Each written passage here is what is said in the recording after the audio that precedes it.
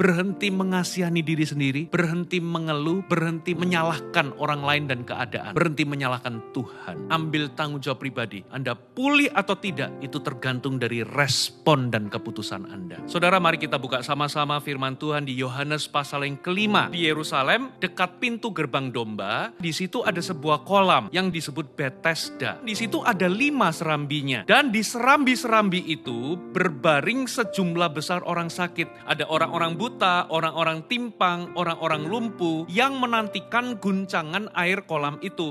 Sebab di kolam Bethesda itu sewaktu-waktu itu bisa turun malaikat dan menggoncangkan airnya. Dan barang siapa yang pertama kali masuk ke dalam kolam itu setelah goncangan itu, ia akan menjadi sembuh apapun penyakitnya. Lalu ayat yang kelima dikatakan di situ ada seorang yang sudah 38 tahun sakit lamanya. Dan karena Yesus itu waktu lewat di situ tahu bahwa ia sudah berbaring lama. Yesus itu bertanya kepadanya, maukah engkau sembuh? Ternyata orang ini menjawab, Tuhan, tidak ada orang yang membantu aku turun. Dan kalaupun aku turun, orang lain sudah mendahuluinya. Jadi ternyata orang ini menjawab dengan keluhan. Bapak Ibu, berapa banyak kita ini mungkin seperti keadaan orang lumpuh ini. Mungkin lumpuh di sini bukanlah lumpuh jasmani. Mungkin lumpuh di sini adalah lumpuh rohani yang Anda alami. Bisa jadi ini lumpuh di dalam pekerjaan atau bisnis. Atau mungkin ini lumpuh di dalam keluarga atau pernikahan Anda. Dan Anda sudah lama dalam kondisi ini. Ada sesuatu yang menghalangi Anda untuk Anda bisa mengalami breakthrough. Nah, tapi kabar baiknya adalah Tuhan ingin memulihkan Anda. Tuhan ingin menyembuhkan Anda. Tuhan ingin mengubah keadaan-keadaan negatif Anda. Katakan amin. Tapi ada penghalangnya, sama seperti orang lumpuh ini. Kenapa orang ini gak bisa mengalami kesembuhan? Yang pertama, trauma. Saudara, ketika Yesus itu bertanya, maukah engkau sembuh? Dia berkata, Tuhan, gak ada orang yang membopong aku. Dengan kata lain, Tuhan, aku mencoba untuk berdiri melangkah. Aku mau bergerak, tapi gagal. Gak bisa, aku gak punya kemampuan. Saudara, saya percaya dia ini sudah mencoba banyak hal, tapi selalu berujung kegagalan. Dan itu menyebabkan ia menjadi trauma. Yang kedua, menyalahkan keadaan, menyalahkan orang lain, bahkan bisa menyalahkan Tuhan. Coba lihat, ketika Yesus tanya, maukah engkau sembuh? Coba lihat jawaban. Tuhan, tidak ada orang yang membantu aku. Kalaupun aku sudah mau sampai di kolam, selalu keduluan orang. Ia mulai menyalahkan orang lain karena gak ada yang bantu dia. Ia menyalahkan situasi, keadaan, bahkan bisa jadi menyalahkan Tuhan. Berapa banyak Anda mendengar orang berkata demikian, atau bahkan Anda berkata demikian, aku kondisinya begini karena gak ada orang yang perhatian sama aku, karena gak ada orang yang peduli sama aku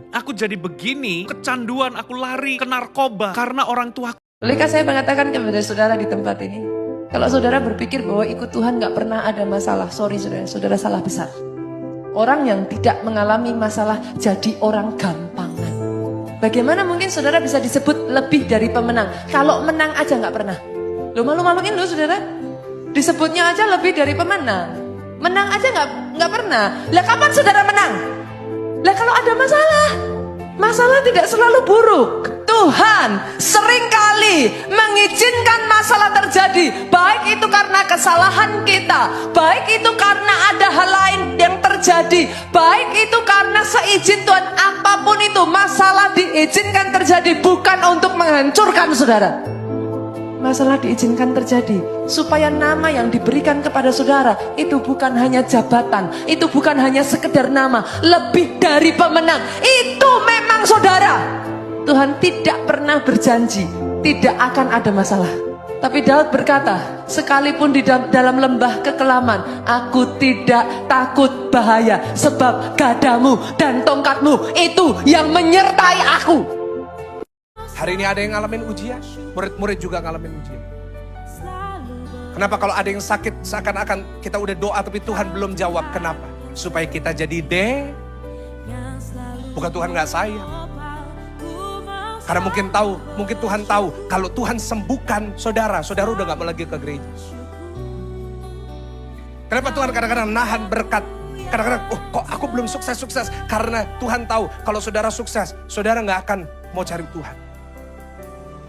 Tapi kenapa ujian dibiarkan dalam kehidupan kita? Supaya kita jadi dewasa untuk kita tahu bahwa aku boleh sukses gak sukses. Itu bukan karena kuat dan gagahku, tapi semua karena Tuhan Yesus. Sehingga saat kita sudah sukses, kita bisa berkata bukan karena aku, tapi karena Tuhan.